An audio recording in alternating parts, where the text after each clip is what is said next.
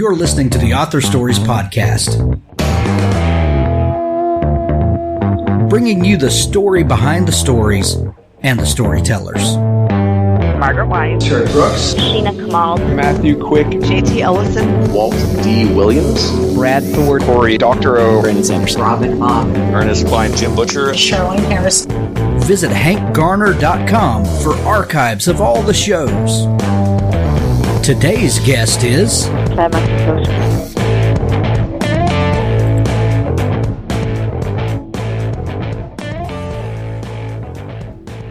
Thanks for tuning in to Author Stories today. We've got a fantastic show lined up for you. Before we get into that, I'd like to tell you about some sponsors today. Crystal Pico Watanabe at Pico's House. The Pico's House website now has a new look. She's got a team of 8 people who help provide services to fiction authors. She has a full slate of services that now include beta reading. She's got 4 beta readers now. So if you're looking for beta reading services, she can definitely take on your project. Manuscript critique, developmental editing, line editing, copy editing, and proofreading. Authors can also inquire about putting their books in her Book Lovers Box, which is a monthly digital subscription box with a different theme each month. It's free to authors for a limited time. Be sure to check out Crystal and her whole team at Pico's House. That's PIKKOSHOUSE.com. Thanks, Crystal, for sponsoring the show. While cape and spandex movies are breaking box office records, comic book commentator and influencer Ed Gosney doesn't want us to forget the roots of these marvelous wonders. His blog, Cool Comics in My Collection at edgosney.com, covers the gamut of 4-color entertainment, from contemporary comic books to comics made for kids to bargain bin gold to classics that will transport you back in time. Comic books are a perfect blend of art and story, and Cool Comics captures the essence of what these funny books mean to us in a personal way. And make sure to join the Cool Comics in My Collection Facebook group, where members can interact, show off their prized comics, and have opportunities to win. You guessed it, Cool Comics. Published weekly, Cool Comics in My Collection aims to bring you a smile and reminds us why comic books are fun. Be sure to visit edgosney.com today. Speaking of superheroes and comics, my friend Patricia Gill has a fantastic series called The Heroes of Corvus. It begins with Book 1, a flight between a second-generation superhero named Red Bolt and a villain for hire named Icarus goes terribly wrong, resulting in the drowning deaths of 3 innocent civilians and orphaning a 6-year-old boy. Racked with guilt, Red Bolt visits Cameron Wilson at the hospital every night and won't leave the boy's side until he falls asleep. Befriended by a night shift nurse, the man in costume begins to disclose what really happened after the fight and why he feels the deaths of Cameron's parents and sister fall on his actions. A superhero didn't survive that night, and Cameron and the rest of the city aren't out of danger. This is such a phenomenal story. She has released up to part 4 now, and I cannot wait for part 5 to come out. If you're looking for a great adventure read that's on the cutting edge of what is in today's entertainment, The Heroes of Corvus is the series for you by Patricia Gill.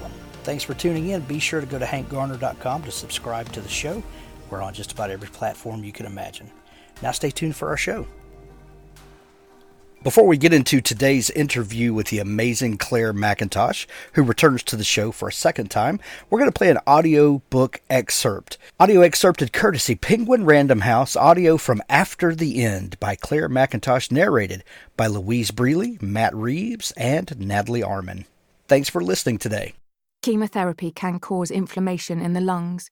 That's what's making it hard for him to breathe. But the last cycle was September. It was the end of October. What was left of the tumour after surgery wasn't getting any bigger. We'd finished the chemo. Dylan should have been getting better, not worse. Symptoms can develop months afterwards, in some cases. Oxygen, please. This last was directed to the nurse, who was already unwrapping a mask. 2 days later, Dylan was transferred to paediatric intensive care on a ventilator. The atmosphere in PICU is different. Everything's quiet, serious. You get used to it. You can get used to anything, but it's still hard. Nikki looks up. I follow her gaze to where it rests on Dylan, and for a second I see my boy through her eyes. I see his pale, clammy skin, the cannulas in both arms, and the wires that snake across his bare chest. I see his hair, thin and uneven. Dylan's eyes flicker beneath their lids, like the tremor of a moth within your cupped hands. Nikki stirs. I know what she's thinking, although she'd never admit to it. None of us would.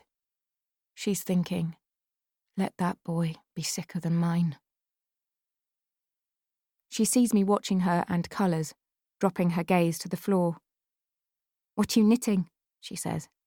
A pair of needles pokes from a ball of sunny yellow yarn in the bag by my feet. A blanket, for Dylan's room. I hold up a completed square. It was this or a scarf. I can only do straight lines.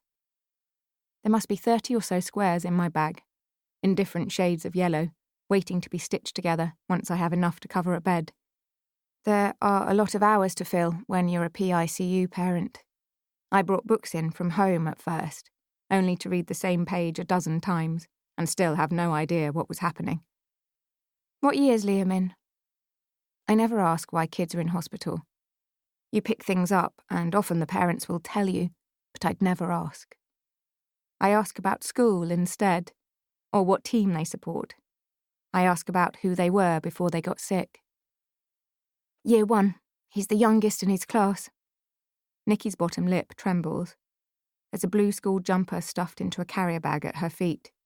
Liam's wearing a hospital gown they'll have put on when he was admitted. You can bring in pyjamas. They let you bring clothes in, but make sure you label them because they tend to go walkabout. Cheryl gives a wry smile.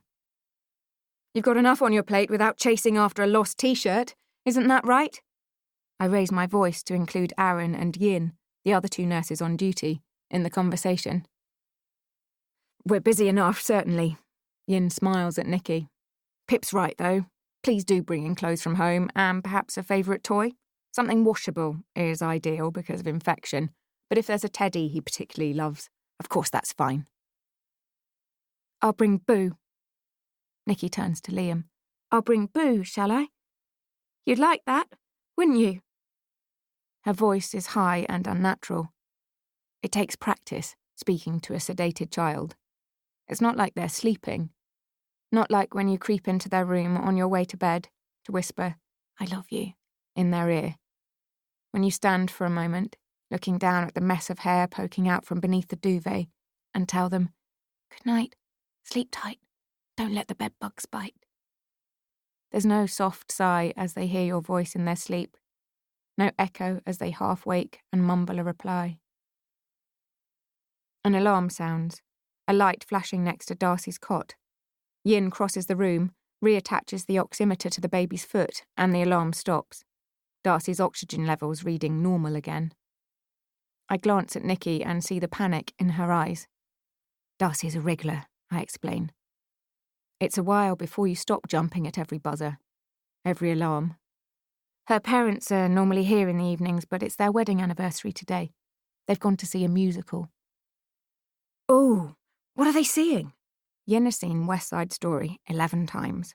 Pinned to the lanyard around her neck are badges from Phantom, Les Mis, Matilda. Wicked, I think. Oh, that's brilliant. I saw it with Imogen Sinclair as Glinda. They'll love it. 8-month-old Darcy has meningitis. Had meningitis. Another reason why her parents are having a rare evening away from PICU. They're finally through the worst. My husband's away too, I tell Nikki. He travels a lot with work. I turn to Dylan. Daddy's missing your big day, isn't he? His birthday? Better than a birthday. I touch the wooden arm of my chair, an instinctive gesture I must do 100 times a day. I think of all the parents who have sat in this chair before me, of the surreptitious strokes from superstitious fingers. Dylan's coming off the ventilator tomorrow. I look at Cheryl. We've tried a few times, haven't we? But this little monkey. Fingers crossed, eh? Fingers crossed, Cheryl says. Is that a big step forward? Nikki asks. I grin. The biggest. I stand up. Right, my darling, I'll be off. It feels odd at first, talking like this with other families all around you. You're self-conscious. like making phone calls in an open-plan office, or when you go to the gym for the first time and you think everyone's looking at you. They're not, of course. They're too busy thinking about their own phone call, their own workout, their own sick child. Well, thanks for joining me again for the Author Stories podcast, where I bring you the story behind the stories and the storytellers. Today, I'm really excited to have Clare Mackintosh back on the show with us. She was with us last summer, and we talked about her book, Then Let Me Lie. But she has a brand new book out everywhere that is a departure from Clare's normal psychological thrillers, and it's called After the End, and this book is amazing. Welcome back to the show, Clare. Thank you so much for having me. It's great to speak to you again. I'm excited to have you back. Clare, last time we talked a lot about your history and working in police work and detective work and how that turned into a creative writing career, and we talked a lot about and not so much in the typical ways that people assume that police work would help someone working, as a thriller writer. Can you recap just a little bit about your transition from police work to writer? Yeah, sure. I was a police officer for 12 years, and then I quit in 2011, really to be able to focus a little bit more on my kids. And then I still needed to earn a living, as most of us do, and so I started writing for magazines and newspapers, and at the same time I wrote my first novel, I Let You Go, and I've been a full-time novelist ever since. But what my experience in the police enabled me to do was to draw on those people that I'd met from all walks of life. You are, I think I probably talked about this last time, you're essentially a storyteller when you're a police officer, albeit true stories. You're finding the words for a victim of crime or a witness of crime, and you're presenting that compelling story to a court. The difference now with this new book is that instead of my police background, I'm drawing on something a little closer to home. And we talked about that first book that you wrote had a lot of autobiographical elements to it. Not that it was an autobiography by any means, but and I think we really focused on the way that new writers tend to put a lot more of their self in their book, because that's usually the thing that's kind of brimming to the top. And but this book is more so that, and it's not as cloaked as that first book might have been. What was the motivation to start talking about this deeply personal situation that we find in the new book? After the End is the first book I wanted to write. So 12 years ago, my son was critically ill in intensive care, and we were asked to make a decision. The doctor took us into a room called the Quiet Room and said, we need you to choose. We need you to decide whether you want to keep fighting for your son and keep giving him treatment, or whether you want to let him die. And it was, as you can imagine, the most horrific choice to be presented with. And I was suddenly gripped by a fear that my husband and I might not agree on the right on the right outcome. And I said this to the doctor: what happens if we don't agree? Because like most couples, we disagreed on all sorts of things, and none of them had ever mattered before, but this did. And the doctor said, you have to agree, because the alternative is unthinkable.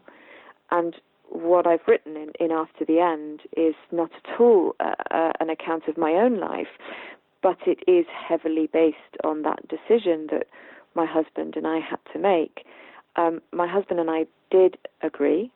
Max and Pip in the novel don't. And so the story that I've written is the unthinkable, when two parents are torn apart by the very person they love. Clare, it's so it's so difficult to revisit those times of grief, and to allow yourself to go to those places in your mind and in your imagination. Do you have to wait for the right time to be able to tell the story? You said this was the first book you wanted to write, but you didn't. What's different about now? I don't think I could have written it. Yeah. Then, I partly because I was too emotionally close to it, partly because I didn't have the skills as a writer. If you think I wrote I Let You Go in 2011. My son was in intensive care in 2006, so I wasn't a writer at the time. I knew I wanted to tell a story, but I didn't know how. And the books that I've written have given me that knowledge, that craft. But also I realize now that I needed those intervening years because, that the title is After the End. The emphasis is on what happens afterwards. Sure. So I needed those 12 years to understand that life goes on, that you can, whichever path you take, there will be more happiness and more love and more light. Right. What's really interesting is the way that writers use the act of writing to deal with grief. I wrote a book that's I think one of my very most personal and revealing and honest and hard books, and it was in the midst of some grief that we had going on in our family, and the story bears no resemblance to what actually happened, but to me it's very visceral and it puts me right back in that place. Was that the fact in your earlier work, your psychological thrillers, even though those stories had no bearing on what you were going through, were they sort of cathartic experiences to let you work through grief and through all of those emotions, and not necessarily being transparent about it? Absolutely, yeah, absolutely. I mean, I return to grief again and again. I think my second novel, I See You, is the only one that doesn't talk about grief. Sure. I Let You Go and Let Me Lie are very focused on mental health and mental well-being and loss. And so you're right. I suppose what I've been doing is circling around something that I really wanted to explore in my fiction and have now done in After the End. Yeah. It's really interesting that how different stories come out when you're writing through grief, and then there comes a point where you speak more honestly about your experience and more close to the bone, if you will. But it's only when you have gotten to a certain point past that grief, and not that sort of grief ever ends, but I think you know what I'm saying. You have to get some distance from the situation before you can tell that honestly. When you began thinking about this story, were there hesitations? Were there fear about telling a story like this? I was certainly nervous, partly because I suppose I wanted to do it justice. I was nervous of judgment. I knew that in writing this novel, I would be looking at some really hard issues, not least around quality of life, whether living with extensive disabilities reduces the quality of life, and all those sorts of things meant that I would be opening myself up to judgment. I also knew that I would need to talk about this book, that I'd be doing podcasts and interviews and events where I would be talking about the story behind the story, and that might be hard. And actually, oddly, it hasn't been. It's been rather wonderful, actually, to be able to talk about my son and to it feels rather cathartic, I suppose. Isn't it interesting that the fear on the front end is rarely the actual outcome? We don't want to expose ourselves. We don't want to get into this for fear that, and of course, I'm sure there's judgment out there because, people are people.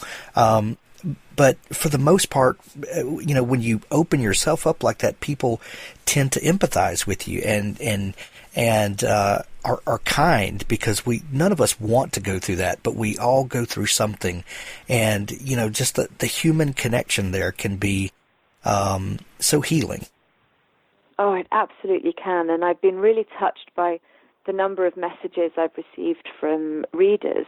It's been interesting to see how they've related to the novel, not just those who have had similar experiences in terms of life or death decisions, but people who have shared the decisions that they've made that have changed their life, that were perhaps quite innocuous at the time, a job that they took or didn't take, or a relationship that they left or stayed in.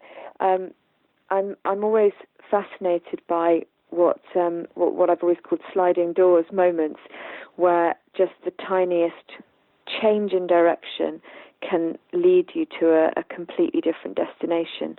And so in many ways, although the central issue in After the End is a heartbreaking decision about life or death, the novel's really an exploration of how we make decisions and how we live with the consequences of those decisions. Right. When our faithful UPS delivery man dropped off the book after the end, and I opened the package, and I see this bright yellow jacket, and I look down and I read Clare Mackintosh. It did not click in my mind that this was Clare Mackintosh. I had to read 2 or 3 times the cover because it doesn't look like a Clare Mackintosh book, and I think you know what I mean. And I was like, oh, how provocative. And I opened the cover and I start reading, and I am immediately sucked in. You have a very distinct writing style, and your thrillers pull you right in, and you get deep into the psyche of these people pretty quickly. And this book is no different, yet it's completely different. Your voice is your voice, but you take us on a different kind of journey. Would you tell us just a little bit about the characters that we meet in this story? Who are Max and Pip? And as you start, working through the idea of this book, how did the character start forming for you? So Max and Pip have been married for, I don't know, they've been together 10 years or so. Pip is cabin crew for a major transatlantic airline, and she and her family live in Birmingham, England. Max is American by birth. He comes from Chicago, and they're very happy, very strong together. It was a very different process writing this book. Previously with my thrillers, the preparation has been around the plotting, the pace, the twists, who's the bad guy, what are the red herrings. In the case of After the End, the preparation was in the characters. So before I got anywhere near writing, I lived with those characters. I thought about where they'd grown up. I found Max's family home in Chicago. I looked at the neighborhood. I went out to Chicago for a week. I went to the bar at the end of his street, where he and his family used to go, and I sort of inhabited them. And only when I knew them as well as I know my family did I start writing. And what that meant for the novel is that it was a character-led novel. It is a character-led novel. I didn't decide what those characters did. They decided what they did, and they decided how it affected them. And I found it really hard to move on because they're such real people to me. Right. As you as you start asking the what if questions, those can be some of the most frightening questions, because when you're on the other side of an event, most of the time we are satisfied to just let it rest. We've got the hand that we were dealt. We come to some sort of satisfaction with the way life is, and we deal with things, we compartmentalize them, we file them away, and we don't want to think about the what if, because there's so there's so much that could have been, and that leads us in all different directions. How hard was the what if process for you? I think that was the hardest bit, Hank, to be honest, because over the last 12 years, I've been constantly plagued with what ifs. What if we'd made a different decision? And so writing this novel, because structurally it does something rather unusual, and I don't think it's a spoiler to talk about that. What it does is it enables us to follow two paths. So we get to see the future as it pans out if the court, because ultimately the court have to make this decision, if the court rule in Max's favour, and we follow the future if the court rules in Pip's favour. And doing that enabled me to lay some ghosts to rest, and to look at those two alternate timelines. And by the end of it, I really felt as though I didn't have any what-ifs anymore. I'd explored all of them, and that was a very uplifting way to finish a book. That's amazing. When you're dealing with a subject that's so close to you, did you have discussions with your family and those close to you before you took this on? Yeah, I did. It's not something I normally even think about when I'm writing a book. But yes, absolutely. I spoke to my husband, who's always known that I wanted to write this book, because the way that it happened actually was that I had told my editor, my UK editor, about this story 5 years ago when we met to talk about I Let You Go. And she had asked if I was writing anything else, and I told her about this story, and I said, I know it's not a psychological thriller, I know you're not looking for that. And so that was that. And then 2 years ago, I was talking to her about my fourth thriller, and I was throwing some ideas around, and then she said, you know what, I can't get out of my head that story you told me all that time ago. I think that's the one you should write. And so I went back home and I said to my husband, my editor says yes to writing the story that I've always wanted to write. And he said, then you should write it. And I think the big difference is that it's not an autobiography. I'm not laying bare conversations that I had with my husband, or this is a novel. It's a fictional account of a family who go through something that I have experience of. But I did nevertheless speak to him. I also spoke to my son, who is the surviving twin of our son who died, and so it was very important to me that he understood what I was writing, why I was writing it, and also that I would be going on the road talking about it. And he is very proud of me, and it was happy for me to do that. But I respect his privacy, and so I don't talk about his part in it, if that makes sense. My experience is my experience, and that's what I talk about. When you're known as a thriller writer, a psychological suspense writer, and sadly we have to think about things like how a book is going to do in the market, and will my readers follow me to something like that. Did that sort of question ever, cross your mind as, is this the right decision for a thriller writer to take on?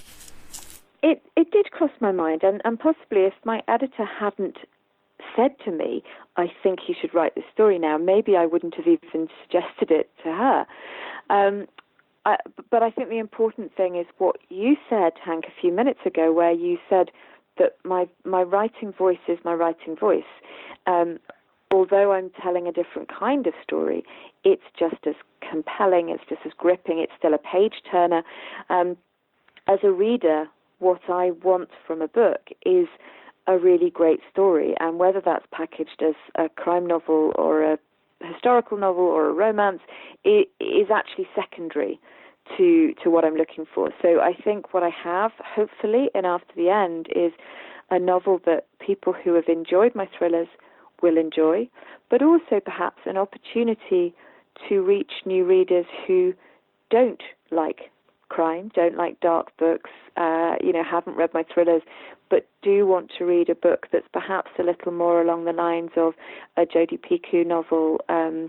So I think this will... I'm excited. I'm excited about the opportunity to reach new readers. Absolutely. Very well put. You alluded to earlier that the structure of this book is very intriguing because you do show kind of both sides of the decision, and it's the first half of the book is it's very how can I say, it's very it's a standard narrative device. Absolutely, straightforward. Right. The second half of the book will, kind of puts us in a bit of turmoil because we're not sure exactly what's going on and is this going to happen? Is this not going to happen? And absolutely that plays right into the Clare Mackintosh voice and kind of ratchets up the suspense in this keeps you turning pages. How did you devise that narrative style, and how do you keep that going as you're... how much planning had to go into that to pull that off? Less planning than you think, actually. As I said earlier, this is such a character-driven story that I didn't plan the story very much at all, really. The structure comes from the Robert Frost poem, The Road Not Taken. This idea of travelling two different paths and wanting to know what's at the end before you make your decision. And in writing it, what I did was I wrote all of Pip's story first, and then I wrote all of Max's story, because I wanted to immerse myself in their world for a period of time. And then afterwards, it was about weaving those two stories together in a way that made narrative sense and made emotional sense for the reader. And that's where probably my skills as a thriller writer came in, because pace and page turning and suspense is very important to me. So I suppose that the structural challenge came in the editing phase rather than the writing of it. Gotcha. One interesting aspect of this book is not only do you show the impact of the illness and the decision and all of that stuff on the family, on Max and Pip, but you also show us the fallout, if you will, with medical professionals, and this is part of the story that we never ever think about. We think of doctors and people that work in a hospital as, this is their job, and they are coldly isolated from the the decisions that are made and things like that. But you choose to go there. What was the eye-opening aspect of that to you? Well, I was in the police for 12 years, and I can recall still so vividly certain cases that had a profound impact on me, that made me cry, that gave me sleepless nights. I can remember the names of people that I dealt with. And so I think I know from talking to doctor friends that it's very similar for people working in the medical profession. And we were treated, my husband and I, with so much compassion when we were in intensive care that I wanted to show that. And so Layla Khalili is an Iranian doctor who is the consultant who oversees Dylan's care. And I loved writing her. She is a character who was really there initially to sort of fulfill a narrative requirement, because I write from a very close first-person view of Max and Pip. The reader can only see what they can see, and Layla gives us that extra perspective, but she became so much more than that. I did a lot of research with an Iranian teacher. I had dinner with her in a Persian restaurant and did a lot of cooking of Persian food and learning a bit of Iranian, none of which I can remember now. And she became incredibly real, so much so, in fact, that I ended up writing far too much about her story and her mother's story until my editor very gently reminded me that it wasn't actually her book, and so I ended up having to take out about 25,000 to 30,000 words that just didn't belong in this book. But who knows? Maybe they belong in another book. Oh, maybe that needs to be a novella that coincides or something like that. A companion piece. Companion piece. Oh, that would be amazing. Claire, we need like another hour and a half to really talk about this book, but let's suffice to say that this is a must-read for our listeners, and will appeal to everyone. I mean, we've all been through something like this. Our circumstances may be different, but we've all made decisions and choices, and we've all thought of what if, and you've done a masterful job of allowing us to go on the journey with you and with Max and Pip in a way that I think will resonate with lots of people. If folks are just learning about you and want to dig into your back catalog and all that you do, where can they find you online? They can find me at ClareMackintosh.com, and I'm on Twitter far too often, so a quick search for Clare Mackintosh will bring me up. I love hearing from readers. The book is called After the End. It's available everywhere now, hardcover, audiobook, Kindle edition. There's links to it in the show notes of this episode. Claire, thank you so much for taking time to come back on the show. Thank you so much. It's such a pleasure to talk to you. Thanks for tuning in to the Author Stories podcast. Be sure to subscribe at hankgarner.com or on your favorite podcasting app. Now stay tuned for an audiobook excerpt from Richard Gleaves, the Jason Crane series. Mather steepled his hands. "You asked to join us once?" Hedwig leaned forward, eagerly. "The Appointed. Does that appeal?" "Yes." "Do you even know what we do?" "My grandmother used to say that you control the world. That's not far off. But why? To what end?" "I don't know. Power?"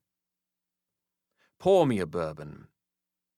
Mather reached into his briefcase and produced a file folder. "I want to tell you one story. Have you ever heard of Centralia, Pennsylvania?" "No." He produced a photo for Hedwig's inspection.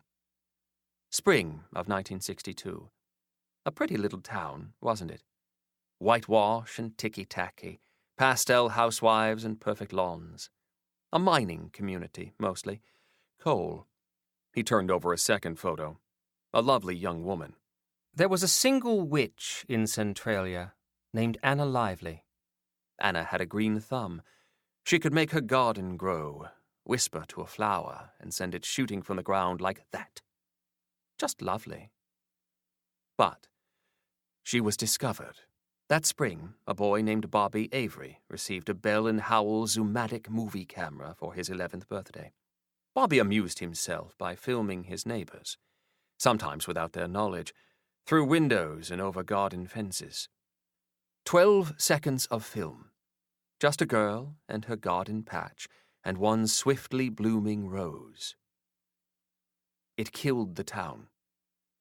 Bobby showed it to his friends. Children believe readily. Bobby was the first to die.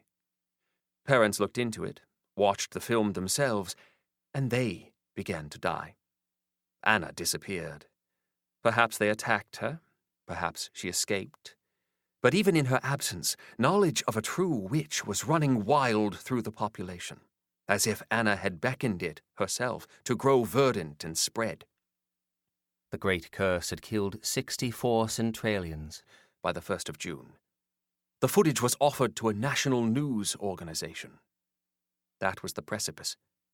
It might have been shown in prime time, between Leave It to Beaver and My Three Sons. We came very close to another worldwide calamity, but we were fortunate. One of our own was in place at the network. He alerted his superiors, and they ended the situation. Do you know how? I'm afraid to ask. Mather laid down another photo. This is Centralia today. It was an aerial view of a forest. Endless trees and underbrush cut through by lanes of pavement. Just a maze of cracking asphalt, like the foundations of Sodom, ripped bare by the wrath of God. Only a cemetery remained, on a hill overlooking the former town. A white marble angel stood among the graves, grieving for the ruins below, like Lot's wife, turned to salt. You destroyed the whole town? Not I. This was well before my time. But, yes. Just as you'd cauterize a wound to stop a patient from bleeding to death. We blamed it on an uncontrollable mine fire, deep below the earth. We actually set the coal burning, in case someone investigated. It burns today. Touch any of those streets and you'll find them hot, the asphalt melting as if the town sat just above perdition. It's not something we're proud of, but it was necessary to save the world. Centralia, Pennsylvania, and everyone who'd seen that film had to be sacrificed. Mather collected the photos. So, that is why the appointed exist, and that is what we do. Still want to join?